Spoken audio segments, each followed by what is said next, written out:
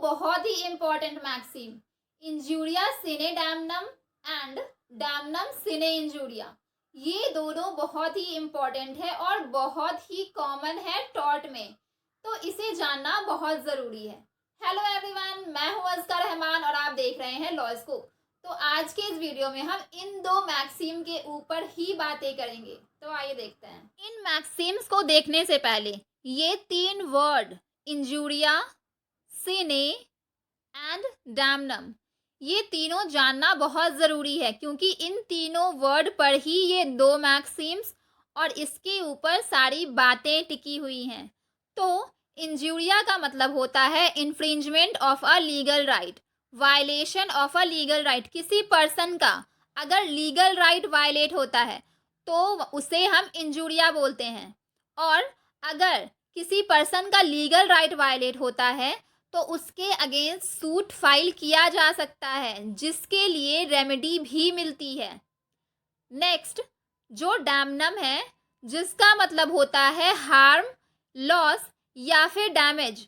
अगर किसी पर्सन का कुछ डैमेज होता है तो उसके अगेंस्ट कोई सूट फाइल नहीं किया जा सकता और उसकी कोई रेमेडी भी नहीं मिलती। और जो टर्म है सिने, उसका मतलब होता है विदाउट।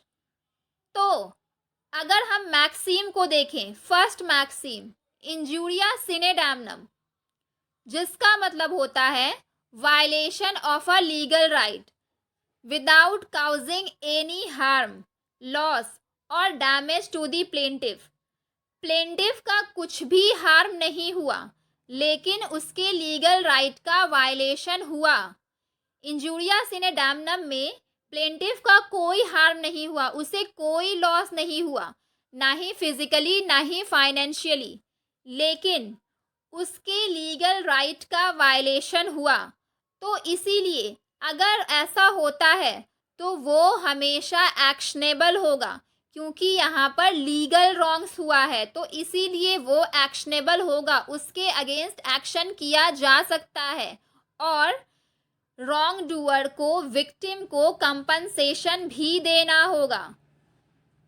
एक बहुत ही इंपॉर्टेंट और लीडिंग केस इस मैक्सिम से रिलेटेड, एशबाई वर्सेस वाइट 1903। इस केस में प्लेंटिफ के लीगल राइट का वायलेशन होता है लेकिन उसे कोई डैमेज और कोई भी लॉस नहीं होता, फिर भी कोर्ट उसे उसके लिए रेमेडी देती है क्योंकि उसके लीगल राइट का वायलेशन हुआ था। तो होता क्या है कि प्लेंटिफ एक क्वालिफाइड वोटर होते हैं और इलेक्शन में उन्हें एक पार्टी को वोट करना होता है। तो होता क्या है कि जो डिफेंडेंट है, रिटर्निंग ऑफिसर, रॉन्गफुली उन्हें रोकते हैं वोट देने से, वो उन्हें वोट नहीं देने देते, उनके वोट देने के अधिकार को छीन लेते हैं। तो डिफेंडेंट इस तरह से प्लेंटिफ को वोट नहीं करने देते। तो इलेक्शन के बाद होता क्या है कि प्लेंटिफ जिस पार्टी को वोट देना चाहते थे, अनफॉर्चुनेटली वो पार्टी ही जीत जाती है। तो यहाँ पर प्लेंटिफ का कोई भी हार्म, कोई भी डैमेज नहीं होता, लेकिन उसके राइट का वायलेशन होता है क्योंकि वोट देना उनका राइट था और उनके इस राइट का वायलेशन हुआ, उनको इंजरी हुई। तो इसलिए वो डिफेंडेंट के अगेंस्ट एक सिविल सूट फाइल कर देते हैं। जब ये केस कोर्ट में जाता है तो कोर्ट यह बोलती है कि भले ही प्लेंटिफ का कोई हार्म ना हुआ हो, उनको कोई लॉस ना हुआ हो, लेकिन उनके लीगल राइट का वायलेशन हुआ है। वोट देना उनका राइट था, वो एक क्वालिफाइड वोटर थे और उन्हें वोट नहीं देने दिया गया, उन्हें वोट देने से रोक दिया गया। तो इस तरह से उनके लीगल राइट को वायलेट किया गया, इसीलिए उसके लिए प्लेंटिफ को रेमेडी भी मिलेगी। तो डिफेंडेंट लायबल होते हैं प्लेंटिफ को कंपनसेशन देने के लिए। तो एशबाई वर्सेस वाइट में कोर्ट प्लेंटिफ के फेवर में अपना जजमेंट देते हैं क्योंकि यहाँ पर प्लेंटिफ के लीगल राइट का वायलेशन हुआ, उन्हें इंजरी हुई, उन्हें कोई डैमेज नहीं हुआ, लेकिन उनकी लीगल राइट को वायलेट किया गया, इसीलिए जजमेंट प्लेंटिफ के फेवर में आता है। नेक्स्ट हम देखेंगे डैमनम सिने इंजूरिया, जिसमें प्लेंटिफ का डैमेज तो होता है लेकिन उनके लीगल राइट का वायलेशन नहीं होता।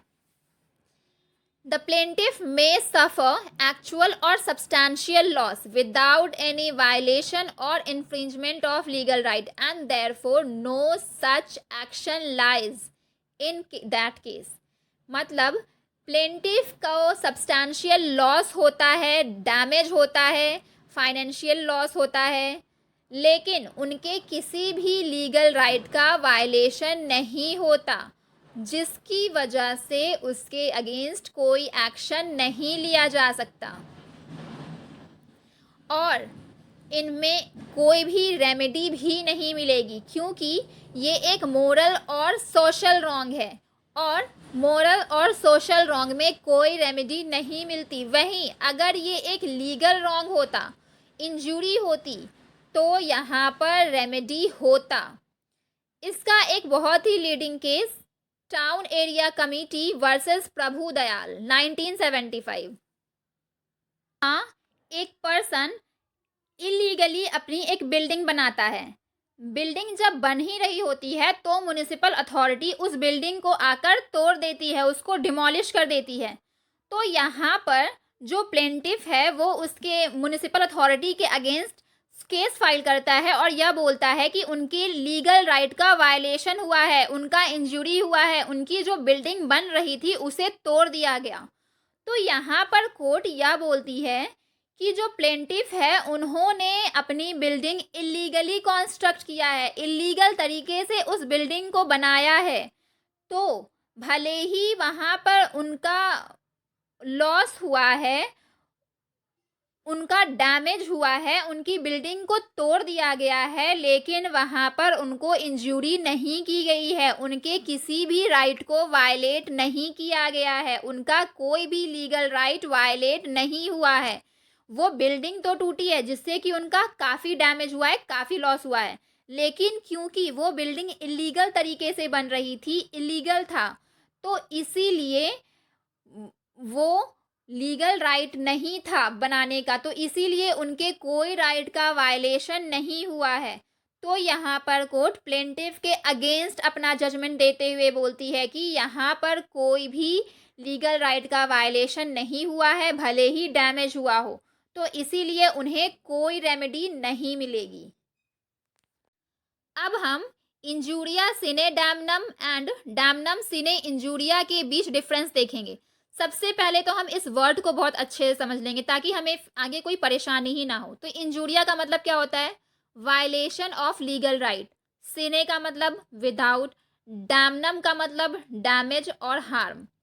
तो injuria sine damnum, violation of legal right without causing any harm, loss और डैमेज टू द प्लेंटिफ। ठीक है, लीगल राइट का वायलेशन तो हो रहा है प्लेंटिफ का, लेकिन कोई डैमेज नहीं हो रहा है। और वहीं अगर हम डैमनम सिने इंजूरिया को देखें तो यहाँ पर डैमेज तो हो रहा है प्लेंटिफ का, लेकिन उसके लीगल राइट का वायलेशन नहीं हो रहा, उसकी लीगल राइट इन्फ्रिंज नहीं हो रहा है। यहाँ पर damage without infringement of legal right. ठीक है, अब इंजूरिया सिने डैमनम, क्योंकि यहाँ पर लीगल राइट का वायलेशन हो रहा है तो ये एक्शनेबल भी होगा, उसके अगेंस्ट एक्शन भी लिया जाएगा। ठीक है, और जब एक्शन लिया जा रहा है तो ऑफ कोर्स उसके लिए रेमेडी भी होगी, क्योंकि जहाँ पर लीगल राइट का वायलेशन हो रहा है वहाँ पर उसके अगेंस्ट एक्शन लिया जाएगा, सिविल एक्शन, और जब एक्शन लिया जा रहा है तो उसके लिए रेमेडी भी होगी। अब वहीं अगर हम डैमनम सिने इंजूरिया का देखें तो कोई लीगल राइट का वायलेशन तो नहीं हो रहा, लेकिन डैमेज काफ़ी हो रहा है। तो क्योंकि वो सोशल और मॉरल रॉन्ग है तो इसीलिए वो एक्शनेबल नहीं होगा, उसके अगेंस्ट कोई भी एक्शन नहीं लिया जा सकता। और जब एक्शन ही नहीं लिया जा सकता तो फिर रेमेडी कैसी? तो उसके लिए कोई रेमेडी भी नहीं है। तो इन दोनों के बीच मेजर ये डिफरेंसेस हैं। तो फ्रेंड्स, ये था टॉर्ट के लैंग्वेज में इंजरी और डैमेज का मतलब। आई होप आपको मेरा ये वीडियो काफ़ी अच्छे से समझ आया होगा। अगर आपको मेरा ये वीडियो अच्छा लगा हो तो प्लीज़ इसे लाइक और सब्सक्राइब ज़रूर करें। Thank you.